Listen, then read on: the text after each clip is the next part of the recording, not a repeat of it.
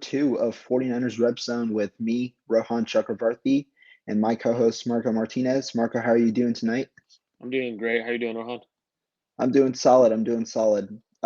Definitely an exciting game that we both went to the 49ers game this last weekend in Levi's, and it was definitely exciting because Trey Lance's first start, obviously.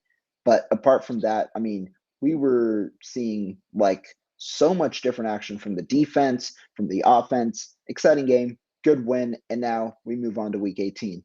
So what are your like before we get to Lance specifically, what are your just like overall thoughts on the game? How'd you like the experience and all that? I mean, the experience was great. I felt like the stadium.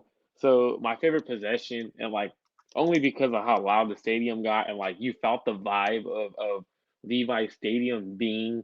Um, it's the first time I felt Levi Stadium feel like Candlestick in a way, and it's weird to say. Mm, I was there for a couple of Jimmy's starts in 2017.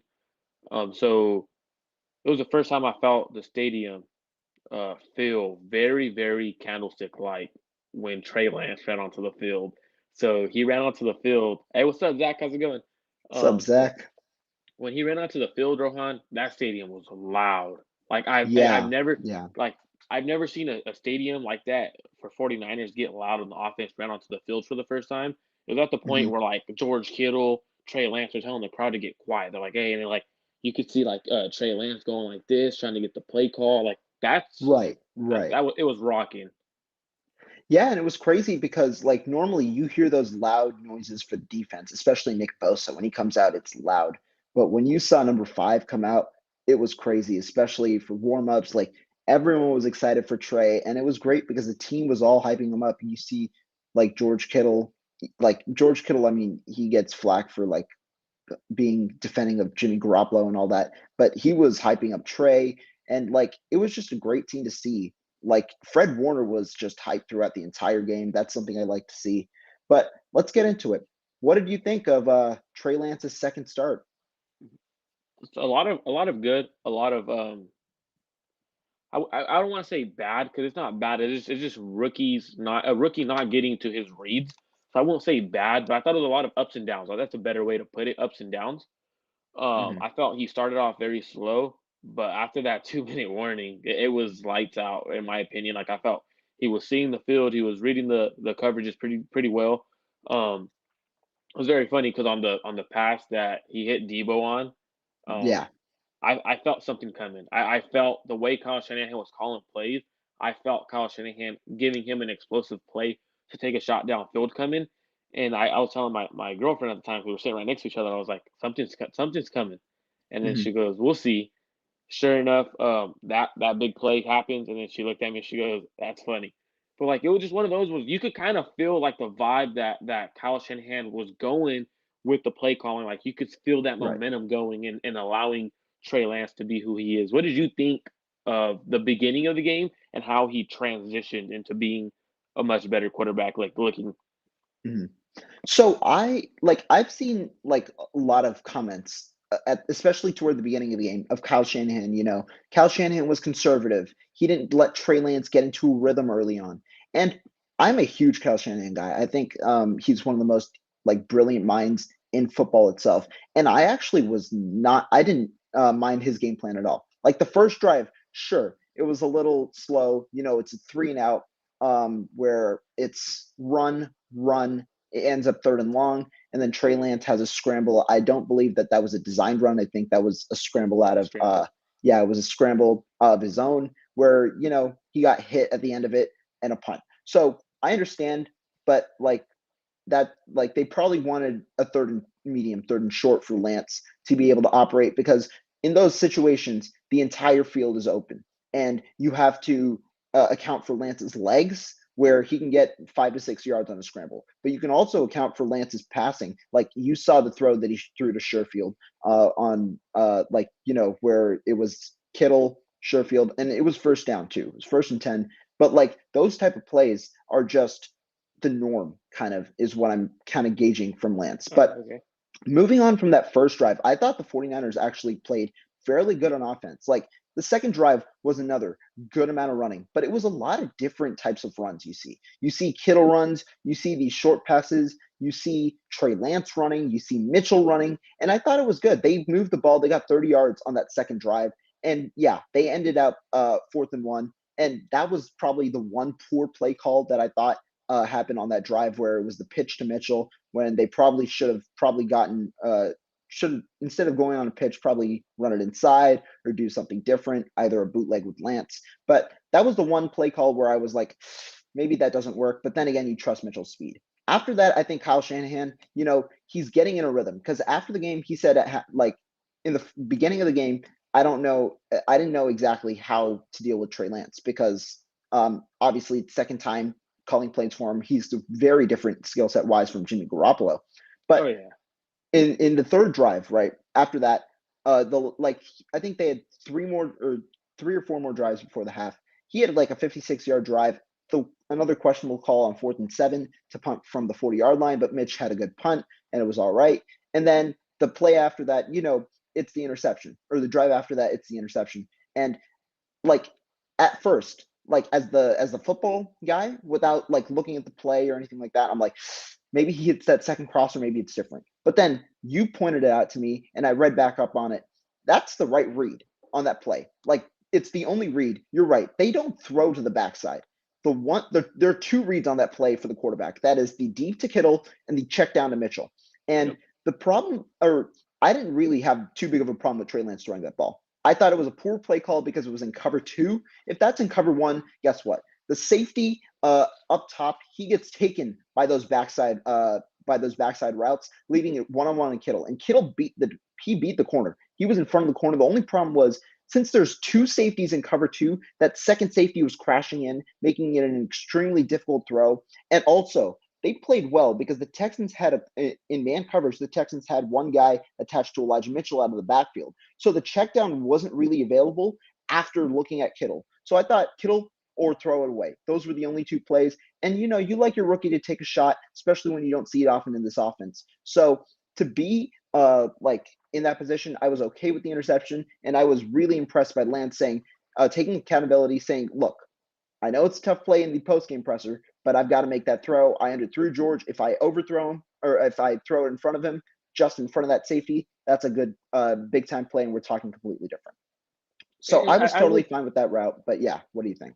I would agree with you on that throw. What I also would like my rookie quarterback to do, but it's also me being wanting more. So right, I always want Mhm, more. mhm. And that's just how I see it. I would like him Right, to. I'm pretty sure Kyle gave him 2 plays in that huddle. That play, which is a version of leak, as well as a run play. I right, would like to right, see him see that it is cover 2 and kill to the next play. Get to the next play instead of throwing right. that play against Yeah, cover I, 2. I agree with that. I agree with that. Like But the one thing that's different between Garoppolo and him is that you can trust Trey Lance to make that type of throw with the arm talent that he has. But then again, it's a second game. But it's interesting because Kyle Shanahan's out that play up for him, with that being the initial read. Like, people are saying Kyle Shanahan was way too conservative up until the 2-minute drive. I actually like that play. And the thing about Kyle Shanahan that I really liked was that he persevered in that. Instead of saying, okay, look, Trey Lance, he missed that first throw. It's a difficult throw, but he's got the arm talent. I'm not going to let him throw deep again. Second half, he completely changed it. He's like, screw it. We're going deep for a good amount of time. And Trey Lance responded very well. Eric said here, he never got rattled. And I think that's true, because you see a lot of times where Trey Lance, he avoids the sack. He's able to make a play after the ball. I think one of the more impressive plays was the check down to JaMychal Hasty, which we'll get to a little bit on third down, that was my where he favorite play avoided of the the game. sack. He threw it cross body, hit Hasty for the first down, leading to a touchdown.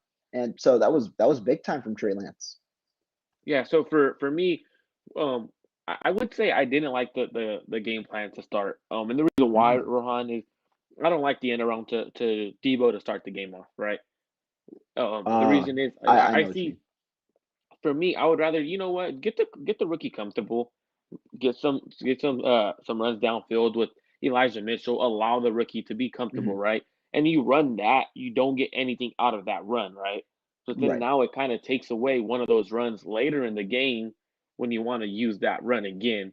Yet it works a lot for Debo Samuel and the 49ers. It's one of those ones where I'm like, why do we got to do that so early, Kyle? Like, I understand you want to get the offense going, you want to get a first down and everything, but I would rather see Mitchell get the ball there, make it a 2nd and 5 because that Right. game, Mitchell probably averaged 5 to 6 yards carry. I Yeah, he don't did. I'm not Yeah, it 100% was on the 21 for numbers. 119, so it was like 5.6, 5.7, I'd assume, So somewhere around I'm not there. 100% on the numbers, but it was around 5 yards per carry, and it's like, Yeah, why not make it 2nd and 5 and then do the end around? Where it's 2nd and manageable right there. It's not right. 2nd and super long where I want to say it was 3rd and about 10, right? That first Yeah, drive. because it was 2nd and 8. Debo run lost 2, so it became 3rd and 10. Yep, exactly. So for me, it was like, come on, like make it an easier situation for your rookie quarterback. I do like letting him throw that pass. Ended up getting intercepted. I think just confidence Kyle Shanahan has in his rookie quarterback to make that type point of throw Yeah. because so that's confidence that Kyle Shanahan has. A lot of people did criticize Kyle Shanahan for his game plan, his style of what he wanted. But once Kyle Shanahan and the quarterback got on the same page, it was just a completely different offense. Everything was pushing the ball downfield. You see the air yards that Lance is using his arms, using his legs, and like you said, the check down to Jermichael Hasty was so beautiful. And the reason why is because that's a rookie who grew throughout the first half. You see him get to his check down instead of forcing a ball. You see him climb in the pocket, wanting to step up, but also having his eyes up. So instead of running, making a cross the body throw, which he's capable of doing. So I don't mind that throw. That was just a Mhm. beautiful play by Trey Lance, by Jermichael Hasty as well. Um, very, very proud of what Trey Lance did. Like you and I said last week, we said we didn't. Our expectations were kind of high. We both had Yeah. mine were kind of high. I said I expect him to do well. I really do. Um, so for me to see what Trey Lance did, it makes me even more excited knowing that was only his second start. Um, Especially when Yeah. you see guys like Brandon Ayuk have their best receiving game of the season. You see guys like George Kittle complimenting him for a beautiful seam pass that he threw, saying that was the perfect read, perfect throw. So it's just very good to see. We even got actually got a pass interference call downfield, which was very Mhm. nice. Like that's stuff like that we don't see in this offense. So I think the rookie, if I was to give him a grade, I'd probably give him a B minus, a B plus, and then only because of that interception. There was a lot of missed reads, a lot of so it would be B minus roughly. What would you give him on grade wise if you had a out of 10 or out of A B whatever? Interesting, because I'm actually dropping a grades type of article tomorrow, and I am giving Lance a B to a B plus. And the reason was I understand the misreads, but I like that in as a rookie quarterback, he's able to grasp the game and progress and get better as the game goes along. I thought this was one of Trey Lance's I thought this was like one of the better quarterback performances we've seen all season from a San Francisco quarterback. And Jimmy Garoppolo has had some very efficient quarterback plays. But the ability for Trey Lance, first of all, like I don't know, I feel like especially like there's a lot of Trey Lance support, but with the Trey Lance criticism, I feel like it's all over the place because you have Trey Lance who wants to stay in the pocket, right? Like people criticize Trey Lance for in the first game for like running too much and for bailing out on the pocket, which I also didn't believe, although like the amount of hits he took was enormous. But then in this game, you see like people criticizing Trey Lance for two things. One for bailing out sometimes, especially early, but also for staying in the pocket and trying to make a play with his arm rather than running. Like you see the two different sides, and I understand when people want Trey to run when there's open space, but I think there's two things. Trey wants to get that pocket presence and the ability as a pocket passer, which is I feel more of his mold. He wants to get more comfortable in terms of that type of mold, especially down the stretch when the 49ers are going to play a lot more significant games against tougher defenses.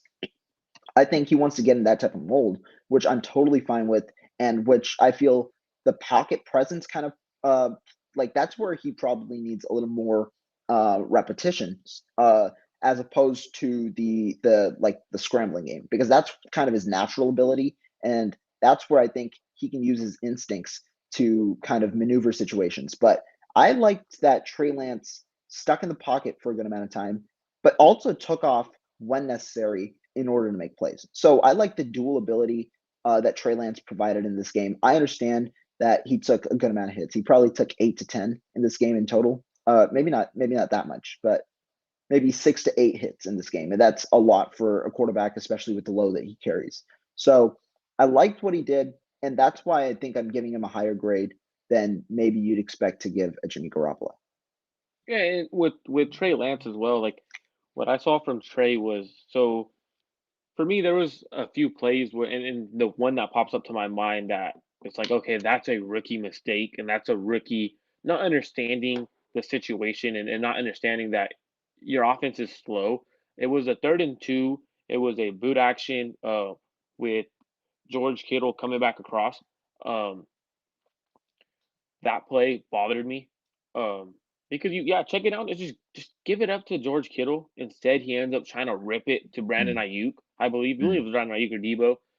Instead of ripping it, just either take off with it because you were right. You had that boot action. You were open to get a first down. You could have checked it down to George Kittle, but instead, that's the rookie in him wanting just to sling it.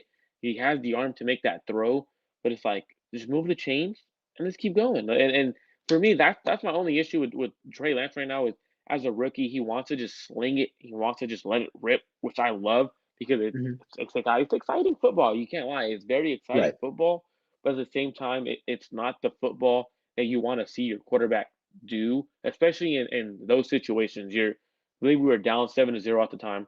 So you don't want to see him not get that first down. You want to be efficient on 3rd downs because now when you go to play a team like the Los Angeles Rams, that's the 3rd down you got to check down. But I'm glad it came against the Texans because hopefully, if they have that situation against the Rams, he checks it down or he picks up that first down with his legs. Also, another play was um, ended up being 4th and like inches. Trey Lance scrambled, didn't pick up the first down, but however, he didn't extend the ball. Those little things are what gets you a first down and what doesn't get you a first down versus a guy who is a veteran. Jimmy Garoppolo doesn't scramble, so I can't use him as an example. But the other Right. day I was watching right before I went in, I was tailgating. I was watching the Las Vegas Raiders, and Derek Carr scrambled to pick up an extra yard or two. He extends the ball before he crosses the out Right. of bounds. Before he So crosses the line so he can get the first. Yeah. exactly. So one of those where we ended up not getting the first down. And then we went for it, and I believe Elijah Mitchell was stuffed in the backfield, Right. and it was turnover on downs. It was one of the drives in the first half where Lance had a 3rd and 2, I Hmm. believe, at Houston's like 45 to 46. He only gets 1 yard, and because of that, they just ran the play with Lance, so they had to pitch it out to Mitchell. He gets stuffed, and they turn it over on downs. Yeah, remember Yeah, that. so for me that's one of those ones where it's like, ah, dang, that's a rookie mistake as well. So two rookie mistakes that I've seen. There's a lot more rookie mistakes, a lot of missed reads. He missed Brandon Mhm. Ayuk on a curl route where he would have picked up a first down. Um, a lot of things where I'm like, oh man, like that's a rookie, but I'm gonna live with it because he provides those explosive plays that end up making up for those missed reads. So it's one of those ones where I'm excited to see Trey Lance grow. I think he does start against the Los Angeles Rams. Mm. Tough game, tough Yeah, so matchup. that was the question I was about to ask you just before we moved on. Yeah, so you think Trey should start against LA? Yeah, I Just a definitely I quick think Trey breakdown starts. why. Yeah, Uh,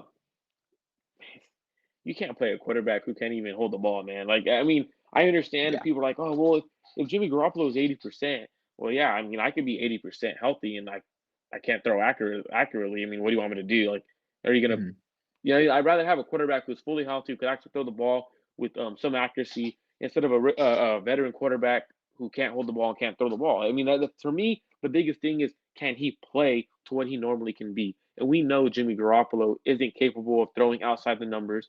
So that even makes him less efficient in terms of okay, I don't have to worry about outside now. He has a hurt thumb. That's even I don't have to worry about that anymore because he doesn't even do that anyways. Now I'm gonna sit directly in the middle and I'm waiting for everything to be checked down because he's not gonna push the ball downfield because of that thumb. So it just makes it a weaker offense. So I'd rather the rookie quarterback, and it's not because I think Trey Lance played well. I think Trey Lance played well, but I would not say right now that I would start Trey Lance because he played well. That's not the case. I would start Yeah. Trey Lance because Jimmy Garoppolo is injured, and Trey Lance gives you the best opportunity to win this game. Not the fact Mhm. that he played well. A lot of people will say, "Well, Yeah. he played well, so he should start. He's a rookie. Get him development." No, he gives you the best opportunity to win, as well as development. All that comes into play. Yeah, you get to Right. develop your rookie quarterback, but he gives you the best opportunity to win. And I agree with that last point in that, like, at this stage, like, if it's the early part of the season and you have this kind of thing where Jimmy Garoppolo is injured, Trey Lance is there, yeah, you factor in development. But at this stage in a must-win game, you're looking who can provide the 49ers the best chance to win the football game. So I agree with you, and I was said this yesterday on stream, but I agree with you. I think Trey Lance should start this game. I think it's a disservice to Jimmy Garoppolo if the 49ers willingly put him out there while not 100%, especially with him likely not being in San Francisco next year. It's a disservice to not only to the rest of the team, but to him to place him out there while he's injured and while he hasn't been able to grip football for a full game in a must-win game. But let me say this, like, apart from the injury, I think if both players were healthy, the 49ers would start Jimmy Garoppolo. It's not my personal opinion, but in a must-win game, even if like Jimmy Garoppolo like fully healed, right? At this point, I think Jimmy Garoppolo starts in week 18. Just because 49ers have been with this in this situation with Jimmy Garoppolo on multiple occasions. 2019, you can point out the Saints game, you can point out I think it was week 16 against the Rams, and then you can point out the Seattle game. Those are three games where Jimmy Garoppolo showed up big time in moments that they needed to in order to like clinch a playoff spot. So that was big from Jimmy Garoppolo. As we get a message from our boy Jamal. Thank you, Jamal. But yeah, I think Jimmy, like he would start. I think Kyle Shanahan just has more familiarity with him, and I think that's important. But uh, Trey Lance for week 18 just because of the injury and because I think it's important to also ride continuity at this stage in the season. Like I it's think going to be really hard for the offensive line to go from Trey Lance to Jimmy Garoppolo back in 1 week after adjusting so much for Trey Lance because you see they still struggled a bit. I thought they played like fairly well, but they still gave up a couple of pressures because they're adjusting to the new quarterback. But Trey Lance, obviously, with his athletic ability, was able to avoid it. And I think the biggest thing, like you said, is the continuity. I mean, you gotta for me, it's one of those situations where I've played sports my entire life, and let's say I got my team to a certain spot, and I understand where I got my team, and let's say I get injured and it's just an ankle sprain or whatever. It's something small where I could play through it, and my coach is like, "Well, you know, that guy, he played good last week. He's younger, you're already a senior, whatever the case may be, or you're, I think we're gonna ride with him because he's gonna be around for another year." Was like, what? I got us to this situation. Why can't I just finish it out? Like, let me finish it. And I guarantee you, there's players on the team who feel the same way. Who feel, you know what? He got us there. He's got us to a situation. He also has us in a situation where we have to fight for our week 18 instead of already being in the playoffs. I mean, it is what it is, right? It's true. We could argue that he had us in a situation having a must win, and he had us in a situation where we could be in the playoffs. We shouldn't be a must win game. We should have beat a few teams, in my opinion. I think we should have beat the Arizona Cardinals B team, and I think we should have Yeah. beat the Tennessee Titans the week before. Mhm. So for me, it's those two games, in my opinion, including Seattle. I'm not gonna knock Seattle because Seattle is a tough opponent. It's an NFC West matchup, but when you have the opportunity to beat a Arizona Cardinals B team, you have to beat them. And when you struggle against the Arizona Cardinals and you struggle against the Tennessee Titans, when you have a perfect situation, for me, that is where the season went wrong. And that's why I could hear and I understand the argument for people wanting to go Trey Lance instead of Jimmy Garoppolo. But I mean, it's just one of those situations where if I was to say someone's starting, and if I was a betting man and I had to put money on it right now, I would say Trey Lance starts this game. If the 49ers make the playoffs, which I think they will, um, Trey Lance is starting in the playoffs. Interesting. And I like the point you brought up, which brings us to our next point, in terms of like where the 49ers kind of faltered this season. And I find it interesting that you bring up the Arizona game and the Tennessee game. I agree with the Arizona game against Colt McCoy. I thought that that was certainly a winnable game, and I'm a huge like supporter of this 49ers defense. I think it's been phenomenal and completely underrated, and probably has been the better side of football this season for the 49ers, despite the talent on offense with Debo, Trent Williams, George Kittle, and all. I think the defense has been phenomenal, but that was the one game this year where the 49ers defense was just not good. They missed a lot of tackles, and the energy that they showed was just not comparable to the rest of the 49ers games this season. But apart from that defensive blunder, I mean, it was also like harmed by the fumbles from Brandon Ayuk and from George Kittle, because that was a game where Jimmy Garoppolo played fairly well. I think that he put him in a position to win. It's just the supporting cast didn't really help him out in that situation. That's like one of the few games where you can say that confidently this season.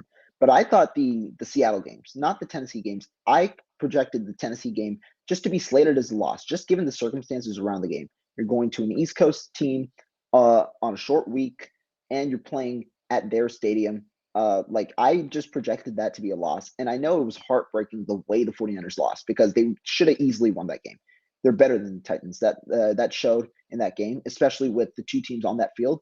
They were better than the Titans. That showed. But I expected that to be a loss, which is why I don't rank it as high. I rank the two Seattle losses higher. Why? Because special teams is the like kind of offense defense, right? You expect to be better on two sides, and if you're better on offense, you're better on defense, you're supposed to win the game. That was the case for the Yeah. 49ers.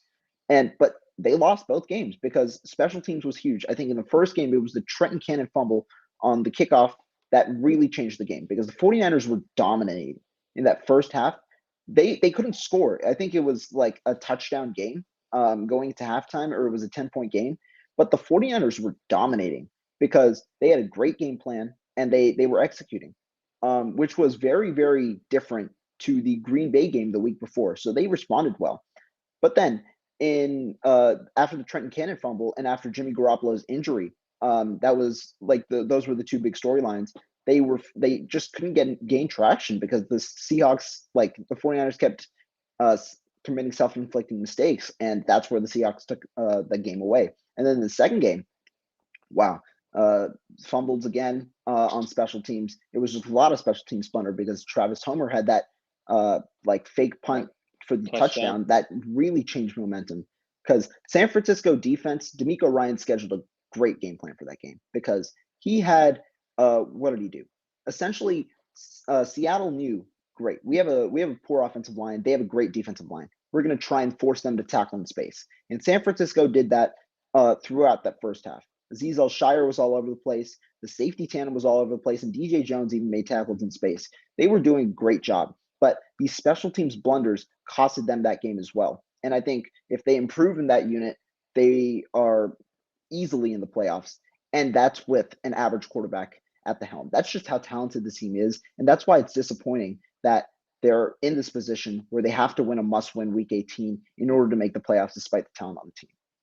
Yeah, I would agree on a little bit on the second game. But because special teams was atrocious. It's very bad. Like it's hard to Right. watch special teams at that point. But when you have Jimmy Garoppolo throwing two interceptions and giving away the ball, especially where he gave the ball up, that's where I point. Well, yeah, special teams was very bad. They gave up a touchdown, very bad. But now when you're giving away points as a quarterback, that's where I have a problem. And that's where I think the 49ers lost that game. Even though special teams played bad, they didn't meet any expectations for what a special team should look like in the NFL. I think at some point we have to look at the quarterback situation, right? The quarterback Right. play that game was kind of poor. It was one of It those was. games where a In the lot of it second was game you're talking about, right? yeah, second game, Because I second game. think Garoppolo threw an interception in that game as well, He threw if I'm two. not mistaken. Two. The Right, second right. game, second game he threw two. He threw one right after one of the fumbles, I believe, or something like that. He threw one right after like a special teams mistake, and he Hmm. threw an interception right away, and then it just changed the entire momentum of the game. So it's like Right. those are situations where a good quarterback is gonna bail you out. the great Right. quarterbacks bail you out, and he didn't. And I mean, there's nothing against Jimmy Garoppolo. Jimmy Garoppolo is who he is. He's a quarterback who wins games. He's an efficient quarterback, but he's not one of those quarterbacks who's gonna put you on his shoulders and say, you know what, I'm taking you guys to a victory today. It's just not who he is. So for me to criticize him the way I am, it's probably a little bit unfair, because we know who Jimmy Garoppolo is. So it is a little bit unfair. But a lot of failures throughout the season, um, going on that 4 game losing streak hurt. Um, Right. Right. I mean, Yeah, they there's a definitely had to play better. And I mean, it's obviously attributed to division games because like part of that 4 game losing streak, 2 of those games are division games, and their division record is horrible right now, which is oh also a yeah. reason why their conference record is bad and why they're in this position. So yeah, I agree. Yeah, well, it's gonna be one of those situations where if the 49ers don't win this game, they're gonna either get bailed out by the Atlanta Falcons. Tough matchup, tough matchup this week. Hopefully things get 100%. going. Yeah. You can't start slow.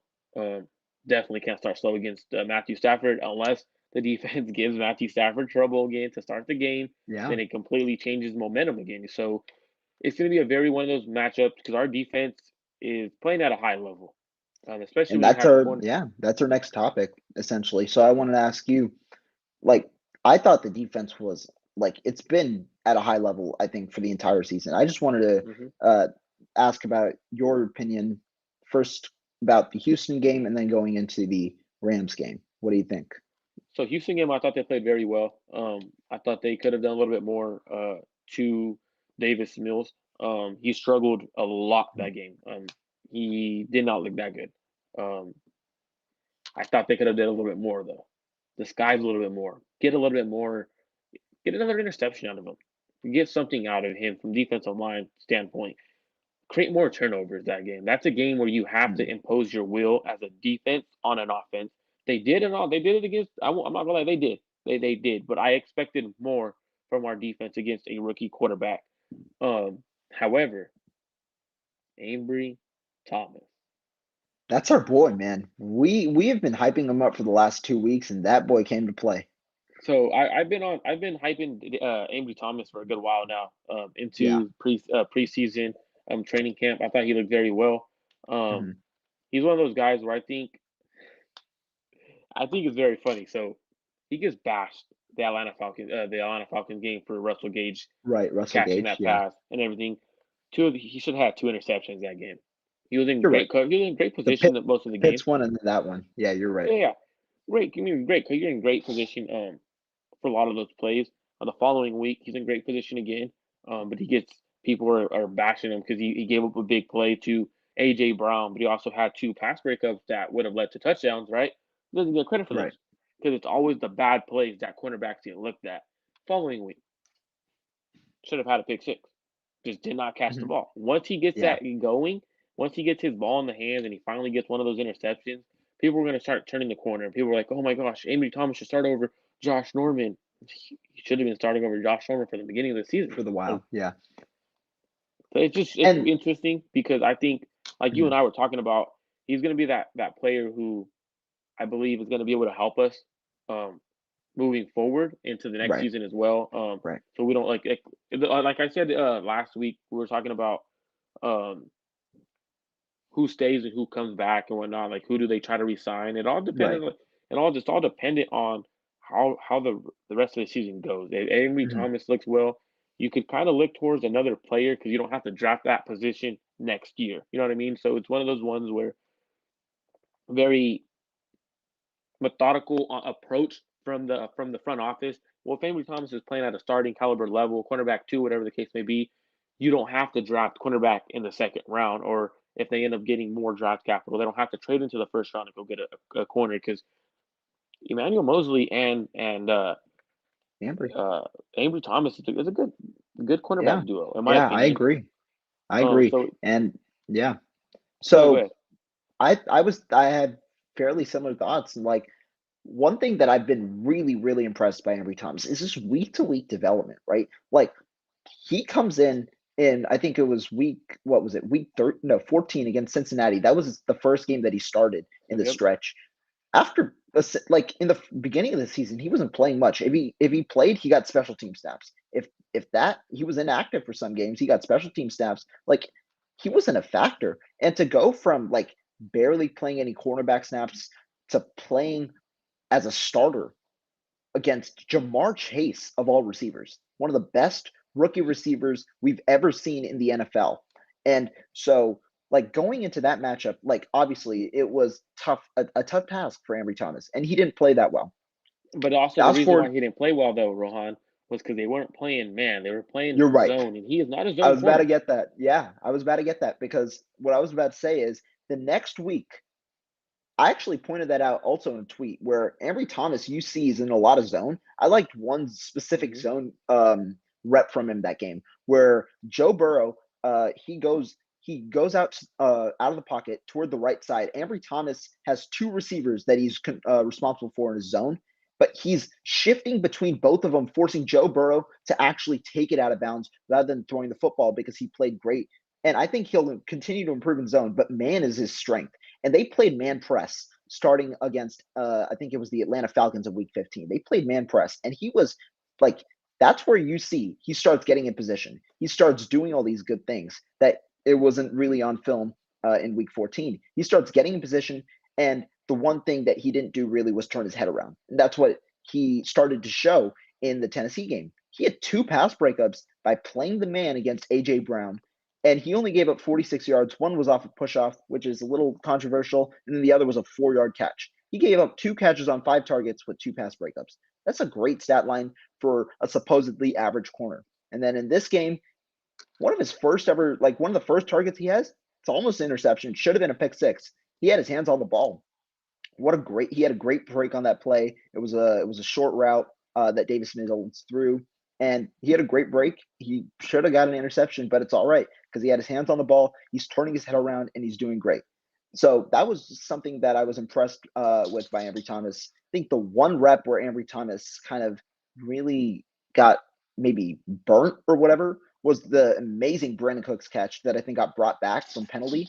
But and even with that, I think he was in great position in that play. Brandon Cooks just made a hell of a play on the ball where he On somehow jumped, somehow made a great play on the ball. But I thought Ambry Thomas was still in good position. And the one thing that I'll say, like if he could progress and develop so much in these 4 weeks, imagine he was starting earlier, starting in week 4 rather than bringing Josh Norman off the streets, having him play, having him throw that tantrum against Arizona and all this kind of things, and then having him get benched in this at the end of this game. Like he's not nowhere near the future plans, not even the present plans for the 49ers. They're going to start Mosley because he's coming back tomorrow, I think, in practice. They're he starting should return. Mosley. Yeah, I think he returns this game, especially given the stakes. They start Mosley and Thomas, and I think we've been saying this for a little bit now. Those are the two starters, in my opinion. Those are the two starters going into 2022. I think like that's one thing that we have to now sense that's a reality. Yeah, And on the play that you're talking about with Brandon Cooks made that great play.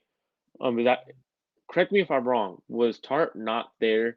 Who he also got was, mossed on that? So he okay, was, he was. Yeah, yeah. I believe I believe they were in cover two. Mhm. I have to go back and look at it. I don't know because normally they did Yeah, play a lot of cover three with Marcel Tart Harris, right? as a free safety. No, with Tart as Right. a free safety actually, they had Tart Oh, playing the middle. oh, So they had got it, Jimmy Ward actually in the slot a lot when I was actually watching the game. And I haven't got gone it, got back it. to actually look at the game yet. Been pretty busy. Got back from Hmm. Yeah, that I there. have to watch the film probably tomorrow as well. Yeah, but So for me, I want to say from based on what I saw live, I thought they were in cover two. I could be wrong. Don't take me for what I'm saying. But I thought they were in cover two. But I would like to see the safety make a better play. Um, so you have your receivers in great position. That gives the safety a little bit more to make an interception, make a play. I think he broke late on the ball. Um, but you have to make that play as a safety to be the eraser. I mean, that position is the eraser. You have to be that eraser, and I think they're both in good position. I love that they're both in the position. I love that Bosa finally got a hold. But now looking forward to the Rams game. yeah. Uh, Tell me what you think. What do the 49ers have to do? I mean, a lot of guys are on COVID, especially in the secondary. The main dude, Jimmy Ward, potentially, if Emmanuel Mosley can't start. Dante Johnson is going to be starting at corner. Talk to me about what the 49ers are going to do defensively and offensively, and what the approach is differently if Jimmy Garoppolo is starting versus Trey Lance. Okay. If I'm not mistaken, I'm not exactly sure. I'm just just quickly checking. I think Dante Johnson is also on the COVID list right now. Oh, It's he is. He Dante. is. Yeah, it was. I think they mistakenly put K1 when they meant Jimmy Ward. Shanahan misspoke, I think, on Monday. But I think it's Dante Johnson, Dante Johnson, Jimmy Ward, and Raheem Mostert is the three on the COVID list. I But thought so. K1's not then. K1, he wasn't on the COVID list today, and you can't test out in one day. So I think that was a mistake. But yeah, K1 was not on it today. So I think those are the three, with obviously Raheem Mostert not playing. So those are two starters that you're missing. But assuming that they test out and play in this game, what I'm expecting is a similar game plan to Week 10, in that you're going to have a suffocating defense. And it's crazy because Shanahan has had McVay's number every time they play. They've played what, like 8 times in total. I think the 49ers are 5-3, and they're 5-0 and Garoppolo plays, I think, or something. I forget the exact stat. Something I like know that. they've been fairly dominant, and Shanahan has had his number over the years. Like he just outcoaches McVay every time they play. And so what I expect offensively from Shanahan is Faith in NATO here says, I'm so scared to see Dante Johnson on the field. We'll get to that in a minute because I'm not.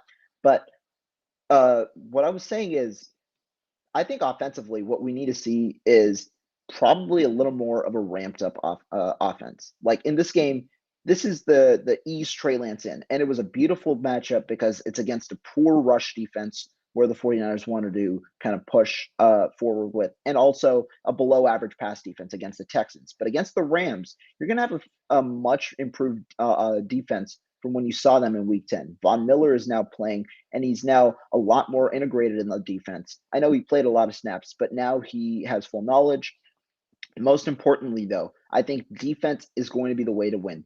They were the way to win against Houston. I think defense is the way to win. Why? You have Odell Beckham, who knows full knowledge now of the Rams offense, and he has been lights out when he's playing alongside Cooper Kupp. I know they don't have Robert Woods. They didn't have him Week 10 either. But Cooper Kupp, guess what? Jimmy Ward, if they can bring him back, and if Jimmy Ward's asymptomatic, they're going to big time need him, because he was the slot coverage against Cooper Kupp earlier this season, and Mm-hmm. he was pretty solid in slot coverage. So they're going to need him to be one of their slot corners this week, especially against Cooper Kupp in there, and especially without a legitimate tight end threat, because I don't think Tyler Higbee possesses that much, and K'Wan Williams likely guard him.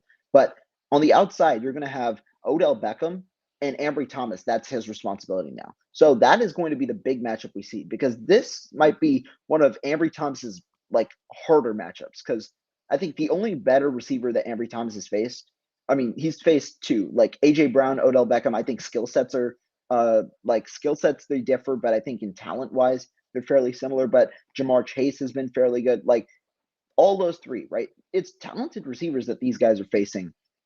And now the one thing that I think is fairly important, if Emmanuel Mosley comes back, who's now going to be targeted? Because Josh Norman was targeted when Ambry Thomas was on the field. Where are they going It'll to try and schematically go? It's you against the Rook. They're gonna test the Rook now. you're gonna test the Rook, but I'm also gonna test how well Emmanuel Mosley's ankle is healed. You're So right. You're you're right. going to test both. I mean, you're going to want to attack Emmanuel Mosley deep, see if you could Mhm. stay with someone on that ankle, but you also want to attack the rook. So it's going to be a lot of double moves. OBJ likes to run double moves. Yeah, They like to get Matthew Stafford throwing that ball deep.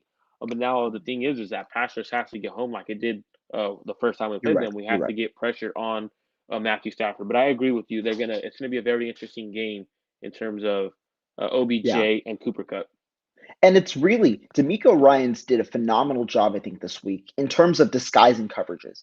Dan Orlovsky, ESPN's reporter, he pointed it out, and I totally agree with him in this regard, because when you see, especially in the first half of last, like Houston game, you didn't think really as much as the pass rush was hitting home as much. Second half, they were ballistic. They just went off the rails, pressuring Davis Mills. But in the first half, you didn't see as much pressure towards Davis Mills. But Houston scores just 7 points in the first half. Why? Because the pass coverage was fairly sustainable in the first half against the Houston Texans. And that was something that was fairly questionable, especially with an average secondary. And so that's one good job by D'Amico Ryans in disguising secondaries to make sure that there's help where help is needed and to make sure they're utilizing the safety tandem in pass coverage as to the best of their abilities. So I think the safety tandem is going to be big, just like they were with Jimmy Ward's 2 picks earlier in Week 10. Safety tandem is going to be big because against those double moves, you're probably going to see a lot of cover 2 from the 49ers, maybe cover 3, like you said,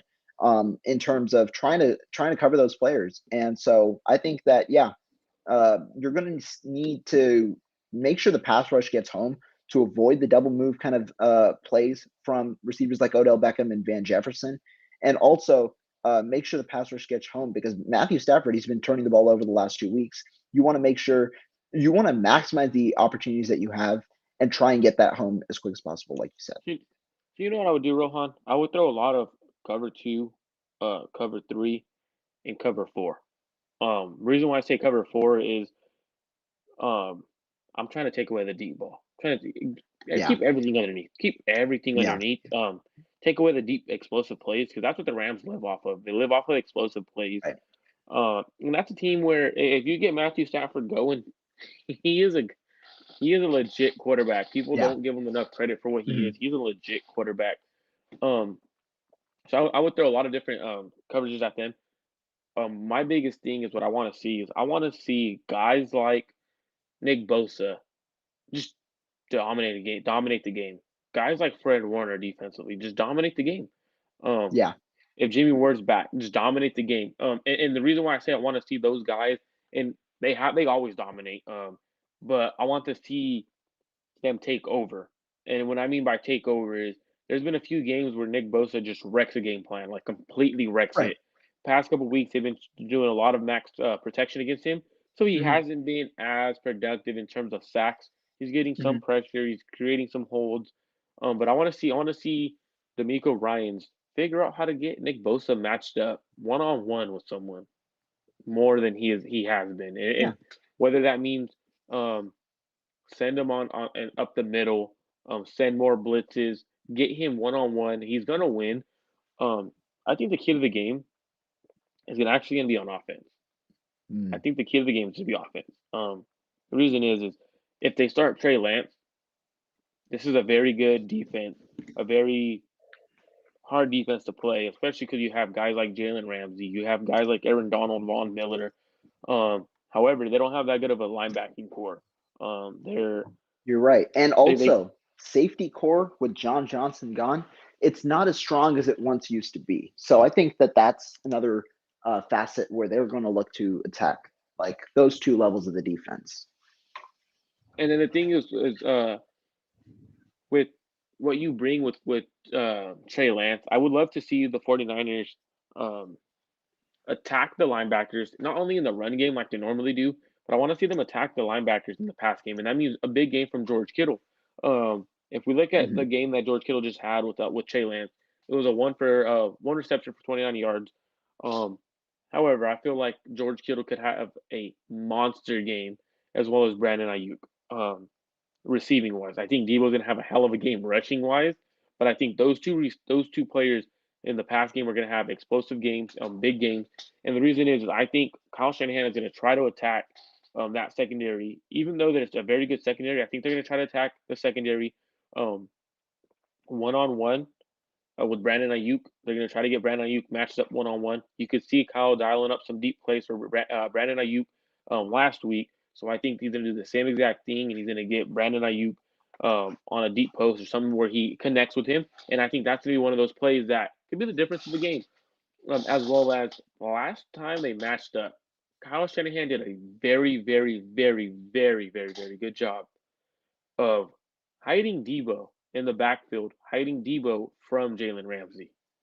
Mm. And Interesting. when you And do that, yeah, just go ahead, go quickly ahead. before you continue, one thing, Debo Samuel on that 4th and 6, he was in the slot. He was not on the outside where Jalen Ramsey was. That's a big thing because he had the speed to outrun the rest of the Rams defense for that touchdown. But yeah, go ahead. And that's the thing. So for the 49ers, you're able to hide Debo. It gives you more opportunities to get Debo the ball. without Jalen Ramsey in that star role that he's finally playing, where he should have been playing his entire NFL career. He's a hell of a corner, but I think he's better as that in that star role where he's able to be in the slot, be outside, match up one on one with guys, and he just affects. He takes over the game in the run game. He takes over, dominates receivers. So if you could hide your best weapons like Kyle Shanahan did against the Los Angeles Rams week one, the first time they played, I should say week one, um, it's one of those ones where I think that's where Kyle wins, and that's where he beats um, Sean McVay. He has that intelligence where, you know what? Okay, you guys want to take away the best player of a team. Well, now how are you going to take away my best player when I have him at running back? Now you have to Mhm. respect him like a running back. Yet he's matching up with you out of the backfield. And So it's Kyle one of those Shanahan's ones. one of the best at doing that kind of thing, right? In terms of, he's one of the best in utilizing decoys. Like I know a lot of people criticize George Kittle for some of his smaller games, or sometimes they'll criticize a guy like Debo for one of his smaller games after like those stretches of 150-yard games.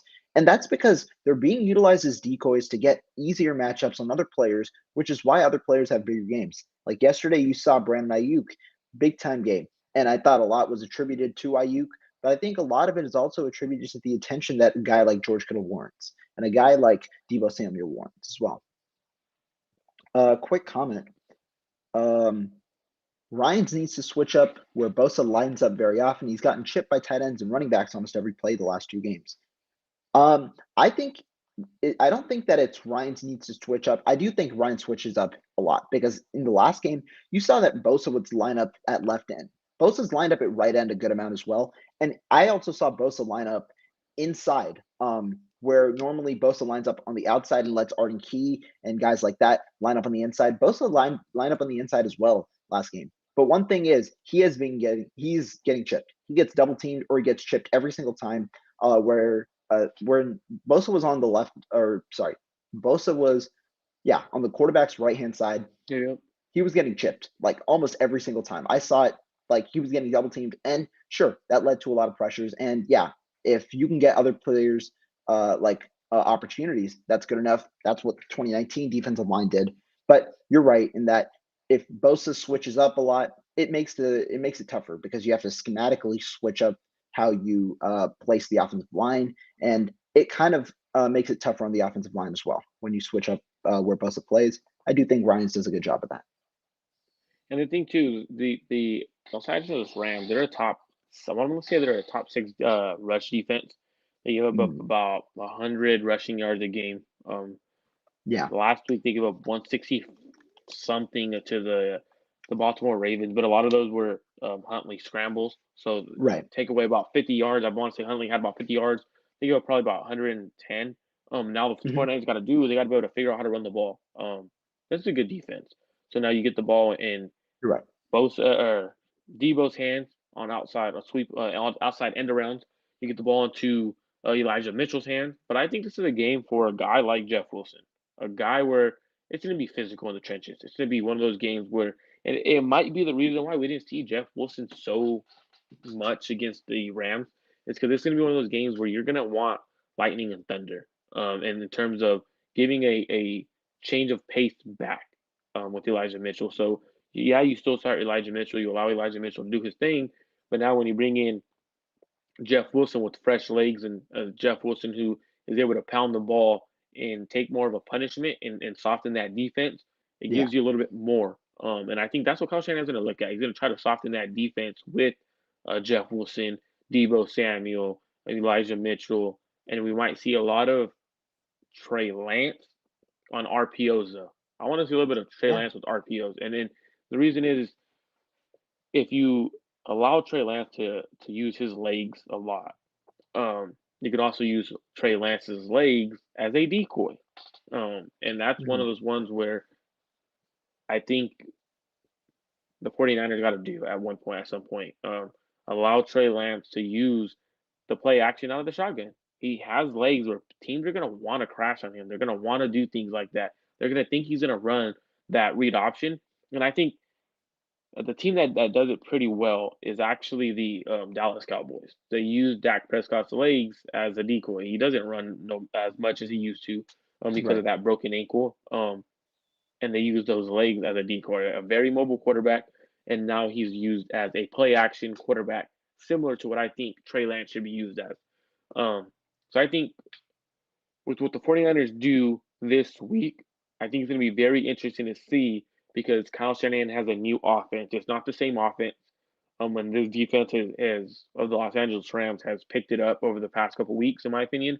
Yeah. They've kind of helped out that offense because, like you said, Matthew Stafford tends to turn over the ball.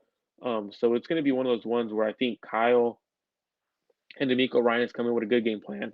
Hopefully, they could match up right away, have some intensity, and hopefully the 49ers end up getting a win because I'm trying to go to the playoffs. And if they Yeah. don't, Yeah. it's a wasted season. Okay. That was one question. I'll get to it in a minute. I wanted to ask a question quickly about the Rams, 49ers Rams. But last time 49ers played the Rams, we had Jimmy Garoppolo, who's obviously a different quarterback. How did we beat him? In the first half, we had two drives over 7 minutes long. One was around 8 minutes, I think, and then another was a little over 11 minutes. Like that kind of play, right, where you essentially keep the Rams defense on the field and make sure that Matthew Stafford and company has limited opportunities to score. Do you think that that type of play is going to be similar to how it is right now? Because what I'm thinking is with Trey Lance, you have a different and or it's not that you have a different type of mindset in plan. I think you have a similar mindset because we saw in the beginning of this game, 49ers were trying to push the running game, despite the Rams like even in during the Rams game, the 49ers were pushing the running game despite the Rams defensive prowess. I think a similar kind of mentality could happen. But I wanted to ask, what do you think? Do you think the 49ers are going to have these long extended drives with Trey Lance at quarterback? Or do you think that that was mainly a Jimmy Garoppolo-esque type of thing? And do you think they try and approach this game with a different mentality?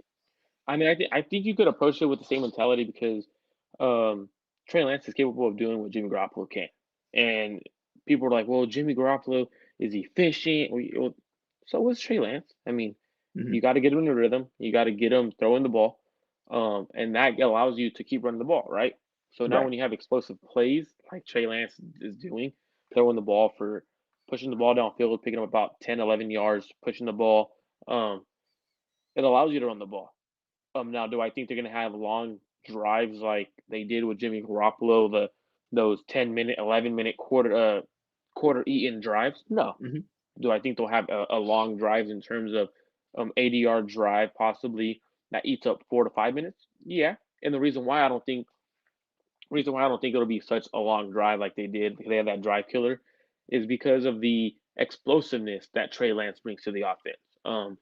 So Jimmy Garoppolo normally is going to check down, versus Trey Lance is going to buy time and he's going to look downfield. He's going to try to push it downfield. So instead of picking up Mm. 5 yards, he might pick up 15 to 20 yards on that play. Might pick up a little bit more. So that's why I don't think it's going to be as long of those long sustaining drives that Jimmy Garoppolo brings to the 49ers when they play the Los Angeles Rams. um, Also running the ball. I think they're gonna try to run the ball, and it's gonna be blasted all over the team locker room. 35 to 40 rushing attempts this game. It needs to be done. Yeah. And like how Shanahan says, that's usually the goal. I think this week it has to be 40 runs. It has to be 40 runs. Yeah. Yeah. And I don't think it's going to be like pretty. First time the 49ers Mm-mm, played the Rams, Elijah Mitchell rushed for 3.1 yards per carry, to my knowledge, or sorry, mm-mm. 3.4 because it was 91 yards on 27 carries. As a team, they had 44 carries for 156 yards. That's a 3.5 yard average, which is much lower than their 4.3 to 4.4 yards per carry, which is what their normal rate is. So I think it's going to be a little like uglier. But I think if they stick with the run, what do you get? Third and medium, third and short, because you get 2 to 3 yards on first, 2 to 3 yards on second down. You have a fairly easy kind of, or maybe you don't run both times, but you know what I mean. You get a fairly simpler third down, which is easy to convert, especially with an explosive quarterback like Trey Lance, who's got the arm power not only to hit short, but he can hit intermediate and deep. And I actually think he excels more in the intermediate and deep range than he does in the short range. So it just opens up the playbook for Kyle Shanahan and company. And I think that that's going to be helpful, especially with this type of quarterback. So, yeah, I agree with that. Prediction. Do you think the 49ers end up winning this game? If they make the playoffs, if they don't make the playoffs, do you think it's a wasted season? So, do I think the 49ers end up winning this game? They're 5.5 point underdogs right now, but I do think they end up winning this game. I don't think the Rams have played their best football over the last 2 weeks. I think the 49ers still are, despite the Tennessee loss, I think they're still at a peak and they're still improving. I think if the 49ers end up healthy, I think they have a very good shot at winning this game. I think they're one of the more underrated teams. And I don't think that a team like one of those teams want to see them in the playoffs. But talking about the wasted season, so I think this is a very intriguing topic because when you talk about a wasted season, right?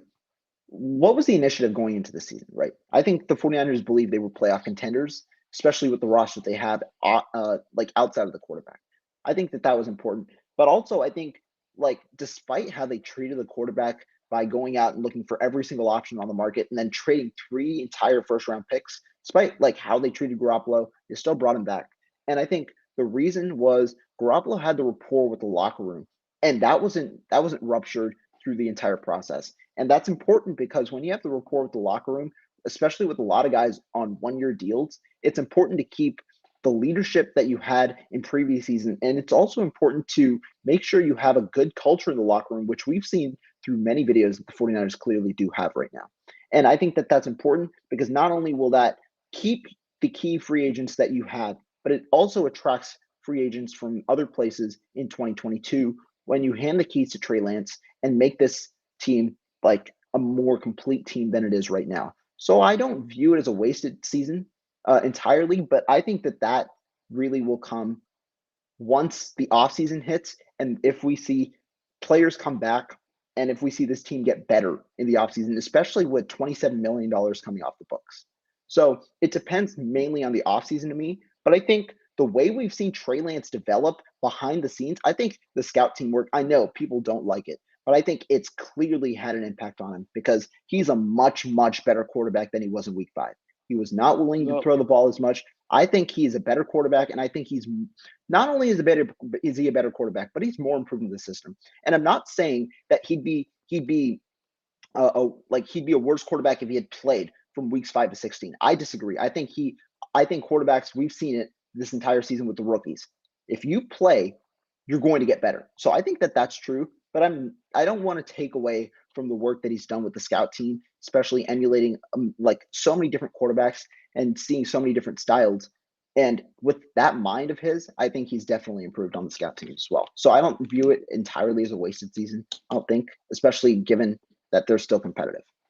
so I would say that I would push back a little bit on what you just a comment you just made that Trey Lance is a much better quarterback than he was the first time they played. The he played when he played against the Cardinals. A lot of people are saying that. I went back to watch that Cardinals game Thursday night. He actually played fairly well. And then after the I fact no, that I agree with that. I do agree that, but go ahead. Yeah, go ahead. after I heard that he was dealing with his index finger that he couldn't really straighten and he couldn't really use that finger, it makes a lot of sense on how the accuracy issues he had in terms of what he did on the field because I felt coming out, he was a lot more accurate than people thought. People were like, "Oh, Mhm. he's just inaccurate quarterback. He's like a Josh Allen." I thought he was a lot more accurate than Josh Allen coming out. Um, that's what people compared him to. I thought he was a lot more pro ready than people thought. So that week just didn't make sense. And then after hearing that, I was like, okay, that makes sense why he was inaccurate.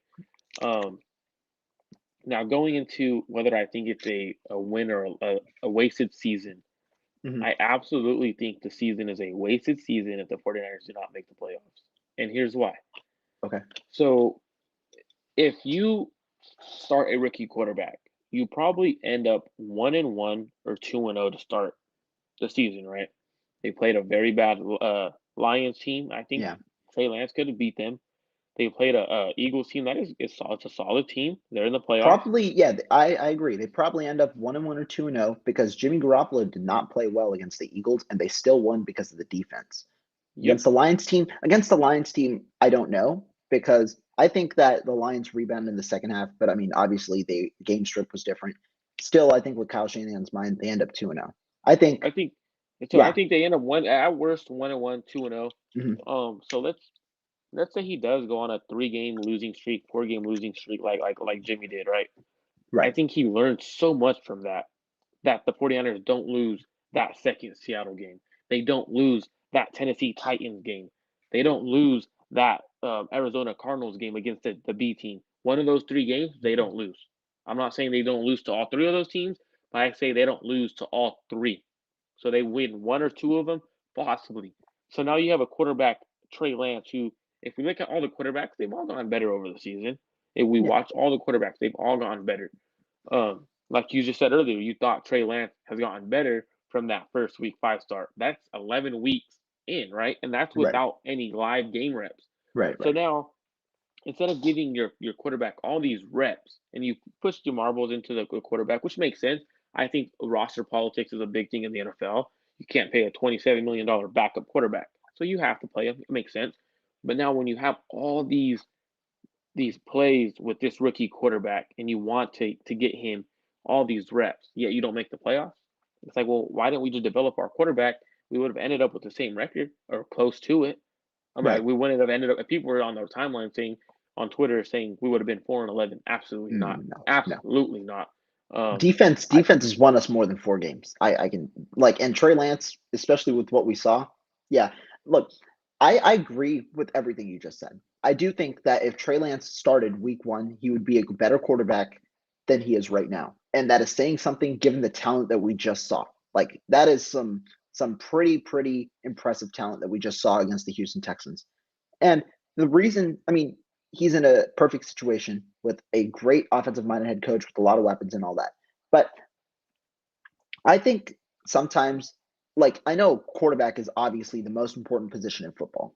And I think developing a rookie quarterback is so huge, not because it's the most important position in football, but because so many teams have failed at it and failed at it miserably. You can point out so many mistakes in the last couple of years where you see, look, I mean, we see Sam Darnold every week. He's still on but the, the I the mean, thing is like, though, I know, I Rohan, don't want to guys bring like out Darnold, names. no, Yeah. no, no, I'm all about bringing on names, right? Mhm. But when we look at those guys, and how many of them went to a team like the 49ers who You're right. have You're right. a left tackle like Trent Williams, who have receivers like Debo Samuel, George Kittle, um, Brandon Mhm. Ayuk, who have running backs like Elijah Mitchell, and at the time had a running back like Raheem Mostert, has a Right. defense Right. like the 49ers. Not many quarterbacks come They into the don't. league with a team as good as the 49ers. So at that point, it's like, well, you have Mhm. a lot around a rookie. Now, the rookie doesn't have to have all the weight on his shoulders. He You're gets right. to this team, it's a playoff team already. He doesn't have to be the I mean, he might have that thought process. I have to be the franchise saver. I have to be the god that all these fans want. Everyone wants, right? He might have that mentality because he was drafted so high in the draft. But I don't think he would have because he has a good defense. He has a good running Mhm. game, and he has good weapons. And I agree with that. I'm gonna take your point and kind of show what I'm saying because the factors that you just said, an amazing supporting cast, I think that's a good I think that's a reason also why the 49ers it isn't a wasted season that they didn't play Trey Lance because I think Trey Lance was destined to succeed as a Yeah. 49ers quarterback regardless of when he played. Sure, he would have been further in his development, but I think with the 49ers weighing the other factors this season in terms of, look, they had to make a lot of their key pieces are either going to be locked up soon for a long contract or already locked up. They locked up Trent Williams, and I know they have a lot of 1 year deals, but I think the 1 year deals, it's important to have it's important to establish a rapport. And I think that that's what the culture that they had with Garoppolo established. And I think when you weigh that and then realize, okay, look, we have such a talented quarterback behind the scenes, and we're going to be better next year with the rapport and with the culture that we've established in terms of our entire franchise this year, which hasn't been the case in previous years because you don't see a lot of top tier 49er free agents that are coming to San Francisco. I think that that was an attractive factor where now you're having an even more attractive piece in Trey Lance. And I think it's really, really helpful that they had this like little 2 game showing of Trey Lance where they can say, look, this is what you're coming into. But I also think it's important to like kind of balance the two situations and understand, look, Trey Lance is going to succeed regardless, just because of the situation, because of the offensive coordinator, and because of what you see behind the scenes. I think that was important. And I think the 49ers were comfortable enough seeing what they've seen to know that he'd be successful. And so they prioritize other needs over that need, knowing that he'd be good in year 2. So you remember? So I'm gonna bring up do you remember when Jimmy Garoppolo went on a 5 game winning streak, right? To end the Yeah, season. And then remember what Richard Sherman said? He goes, I came to the 49ers because I saw what they had with Jimmy Garoppolo, right? right. So even if the 49ers would have had started the season bad and a lot of people seen um, what Trey Lance was doing and he was Hmm. playing like he did last week, they would still be a perfect destination for a lot of teams. Like, for example, Right, look at what Justin Herbert did his rookie year, right? They didn't make the right. playoffs.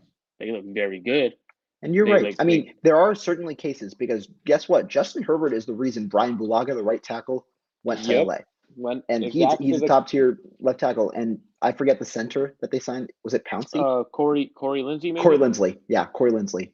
Yeah, yeah. So for you don't have to be a playoff team because most of the time playoff teams don't go signing big free Right, agents. They don't. right. They usually try to bring their guys back. They try to Hmm. develop through the draft. They'll sign their guy, draft a same position possibly, and allow him to develop.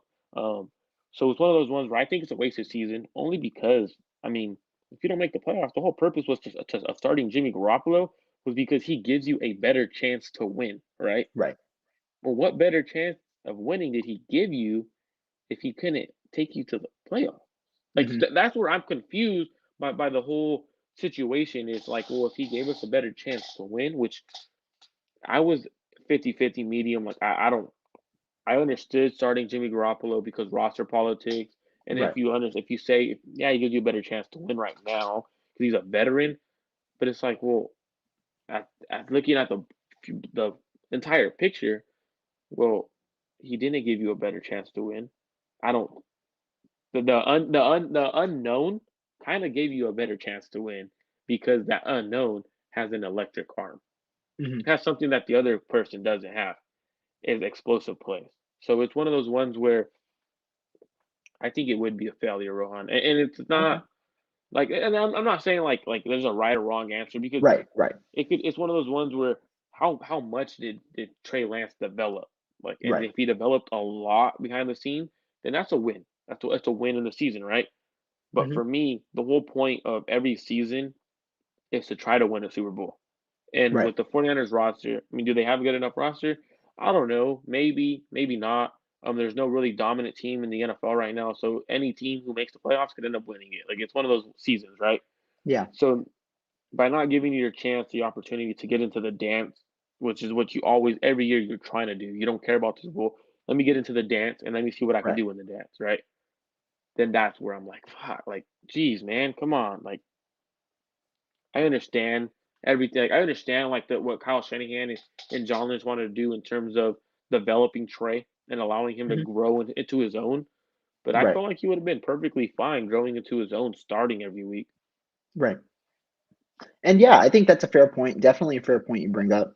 Maybe it's like the part in me that trusts Kyle Shanahan so much with the situation, knowing like, I trust Kyle Shanahan to know what's best for the 49ers. And if he thinks that was Jimmy Garoppolo, like, while I might have disagreements as a fan, the reporter in me or the writer in me understands like the reasoning and where he's coming Oh, from, yeah, which is yeah. probably why I have that kind of mentality. But I can No, definitely I see your agree. I point. agree. Like Yeah. for me, like at times too, like I'll step away like of being a fan, and I'll Mhm. look at it as a analyst or try to like as a writer, whatever the case may Right. be, and I'm looking at like, hey, actually starting Jimmy makes sense, but Yeah. it's like, Yeah.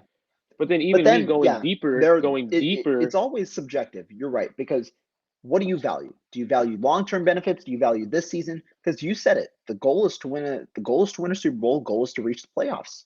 So, like, it depends on where you value things as to how you achieve those goals. So Let, I agree, and I see what you mean. Yeah, let me ask you a question, Rohan.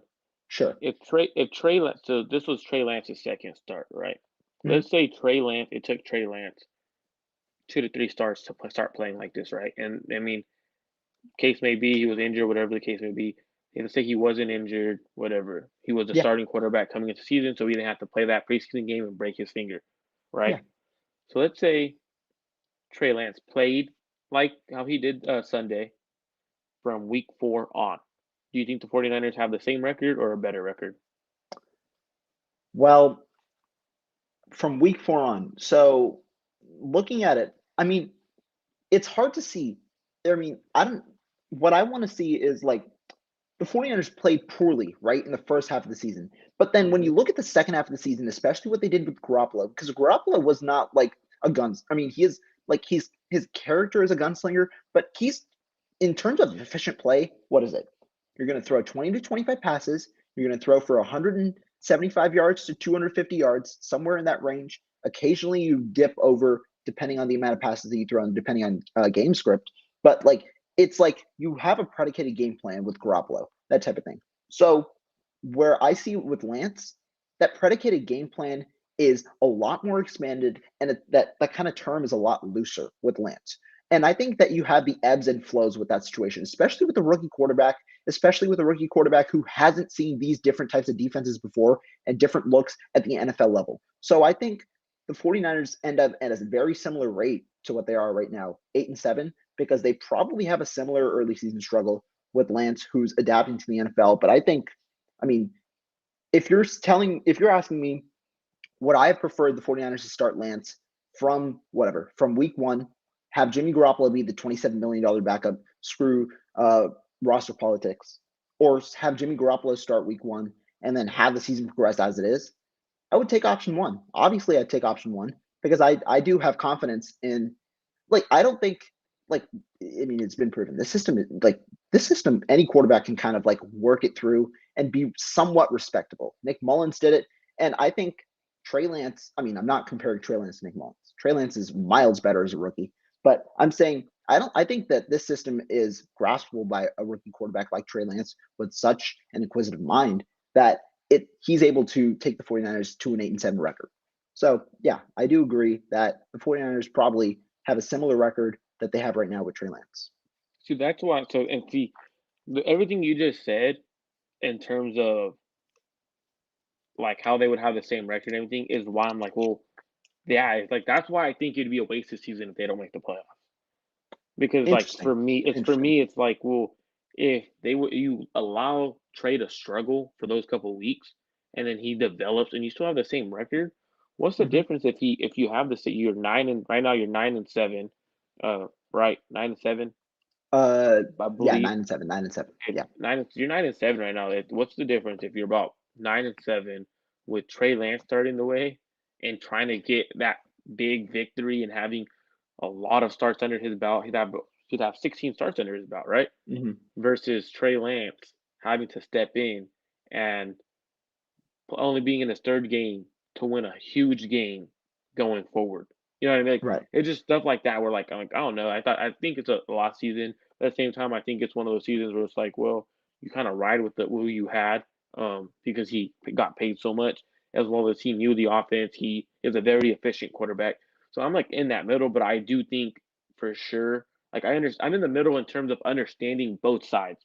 Like I'm Right. not one to say no, 100% Trey should have started, 100% Jimmy should have started. Like I understand the process of and thought process Right. of going with Jimmy, but Hmm. also understand the thought process of wanting Trey Lance. So I'm at that point where it's like I think it's a lost season because looking at Trey Lance in his second NFL career start, he looked like a very good quarterback. So You're right. that's why I'm You're like, right. that's why I think it's a loss. After seeing him this week play, that's why I think it's a loss. Hmm. And I understand what you're saying, right?